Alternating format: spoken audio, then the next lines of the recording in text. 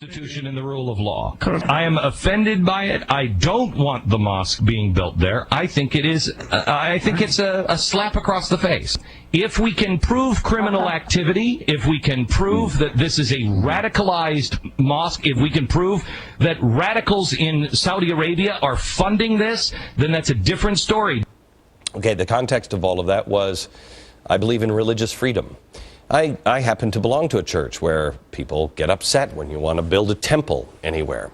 Look, I understand neighborhoods. I understand religious freedom.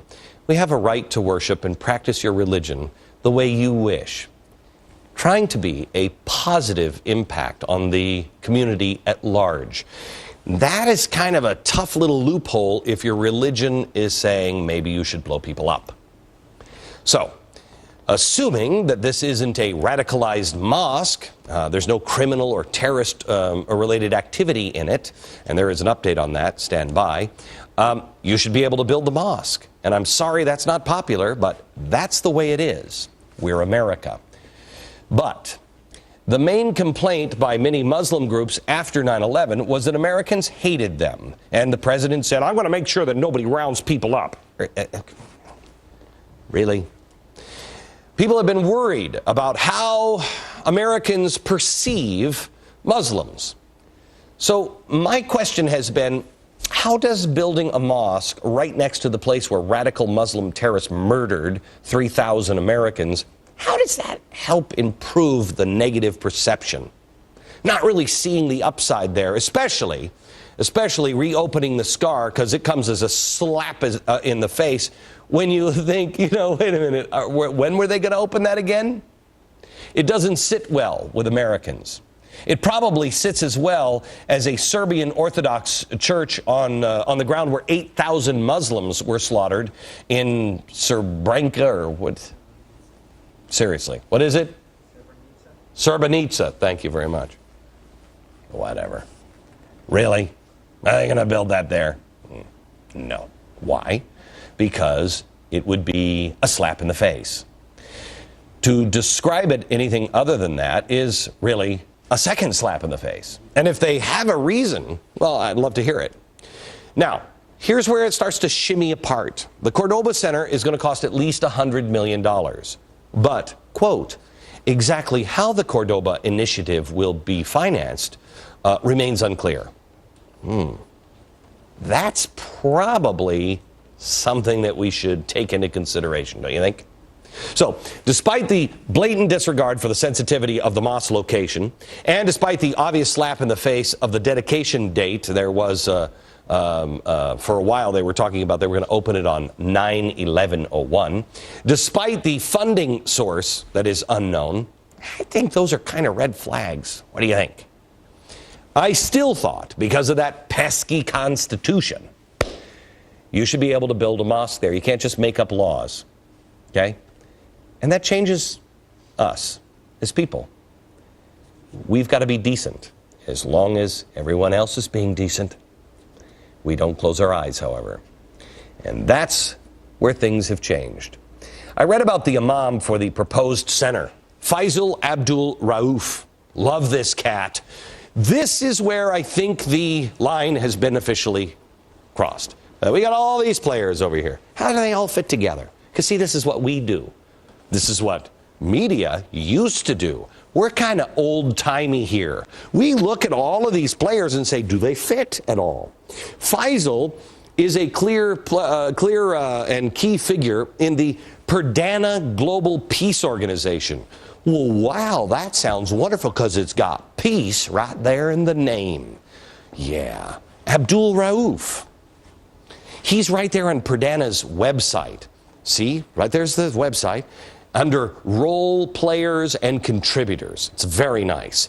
Perdana, the peace group, is the single biggest donor, 366,000, of the Free Gaza movement. Free Gaza? Why do I know Free Gaza? There's Free Gaza. Oh yeah, Free Gaza. They were the key organizer of the 6-ship flotilla that tried to bust through Israel's blockade and then stabbed Israeli soldiers as they boarded the ship. And of course, the flotilla was also helped by Hamas supported groups, which is always good when you can say, hey, Hamas is with us too. Now wait a minute. Let's look at all of these, because we also have Kagan over here. How is Kagan involved? Didn't our new Supreme Court Justice say that we should apply, what did she say, battlefield law to anyone suspected of financing terror groups? Didn't she say that we're not just talking about suspending Miranda rights, that you could be held indefinitely? Now, is that for people like this and this? We should ask her. Or is that just for non-Muslims? I don't know. Now, if I look at this, and just what I've just told you, I'd say now might be a good time to put the brakes on, slow down, take a closer look. I mean, who doesn't think that maybe we should look into it a little bit more? Yeah, let's continue with the chalkboard, shall we? Who else is here? Oh, here's Bill Ayers and his lovely radicalized wife, Bernadine Dorr. Now, how do they fit in? Oh, that's right. They also helped free Gaza. Yeah, they helped organize the flotilla. And Ayers is tight with Obama. The president has a lot of friends in the flotilla world, including this guy, Rashid Khalidi. Oh, good friends there. Yeah, good friends here. Oh, and by the way, Rashid Khalidi, he's on this board because he's promised another flotilla offensive. Yeah, wait until I tell you what the name of that one is. All right, so then we have the Attorney General and we have Hillary Clinton. I tell you what, let's look at this on this board, shall we? Let's take the Imam Faisal. And he is a contributor to Perdana. Perdana is the Free Gaza people who did the 6-ship flotilla, which is nice. That's Bill Ayers and Bernadine Dorn. They also helped here. And the 6-ship flotilla is, of course, related to Hamas. You know, those people. Those people. Now, so you have, that's a pretty good circle here. And what do you think? We should look into something like this, but we can't, because Barack Obama, who's friends with Rashid Khalidi, who is going to do yet another 6-ship flotilla like this one, he's going to do this one in September, and he's calling it the Audacity of Hope, which is weird because that's Barack Obama's book. Check it on Amazon. Let's find out how much it's where it is now, because it's going to shoot up. Last night was Dreams from My Father. Tonight, Audacity of Hope. Audacity of Hope, which was Jeremiah Wright's speech. That is weird. A flotilla with a tip of the hat to Obama, which is actually a tip of the hat to Jeremiah Wright, who says all kinds of crazy things about Jews and everything else. Okay, so anyway, we can't really do anything because Eric Holder from the FBI is standing in the way. Eric says we're not even at war with terror. Okay? Now, where does Hillary Clinton come in? Where does this happen? Have him. Hillary Clinton's up here because the State Department has decided that they're going to give him money. Yeah. They have now confirmed that the State Department is going to give him money. They're going to finance him. Soon, Faisal Abdul Rauf is going to be going on a trip to the Middle East. Oh, it's exotic there. And you are going to be picking up the tab. Now, why? Why? Anybody have an answer? I know why he's trekking overseas. Why is he trekking overseas? Because we got to go back to this one. The Cordoba Center. Remember, it's $100 million, and they have no idea where they're going to get the money. Probably going to run into a few hiccups fundraising here in New York. So why not send him overseas? And of course, he won't look into any of this because he says not to, but he listened to this guy and this guy. And this guy's naming a ship to go get those Jews. Oh, that's great. There's no problem. No problem at all. If this guy could just convince this guy or her to save cost, get the sympathetic administration to pick up the tab, this guy may be able to get the $100 million to build this center here. Isn't that great? Of course, now the State Department says, no.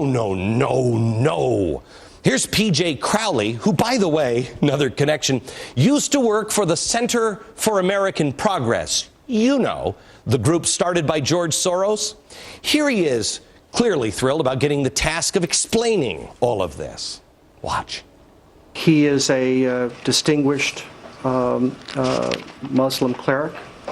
We do have a program whereby we through our Educational and Cultural Affairs Yes. Bureau here at the State Department. We send people from Muslim communities here in this country, around the world, to help people overseas understand. Did you know we did that, Oscar? Our society and the role of religion. Did you know that, within Jack? our society? No, I didn't know that. Did you know we were doing that? That's it. And he's a moderate Muslim. That's weird, because you wouldn't know it by reading Time Magazine. Here's the other thing on the board. Time Magazine, here I am, okay? I'm a madman. Madman, is Glenn Beck bad for America? Time Magazine article on me. Here's the Time Magazine article on the new Imam, the moderate Imam behind the Ground Zero Mosque. Madman, good guy. Madman, good guy. Now, what did this moderate say just a few days after 9/11? Well, of course, what all moderates would say. Quote, I wouldn't say that the United States deserved what happened, but United States policies were an accessory to the crime that did happen. Oh. Now let me ask you this. Would a moderate imam, a peaceful Muslim, employ another imam who told an Arabic language website that, quote, only the Jews could have perpetrated the 9/11 attack? Well, that kind of sounds like Jeremiah Wright, doesn't it? And that if Americans only knew that it was the Jews' fault, they, quote, would have done to Jews what Hitler did, end quote. And that Jews, quote, disseminate corruption in the land and spread heresy, homosexuality, alcoholism, and drugs.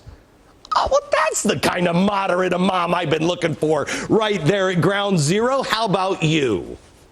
Would I'd have to ask Time Magazine, the Muslim leader right-wing commentators fantasize about, would that guy refuse to denounce Hamas as a terrorist organization? No? Well, he did. In fact, he did all of those things.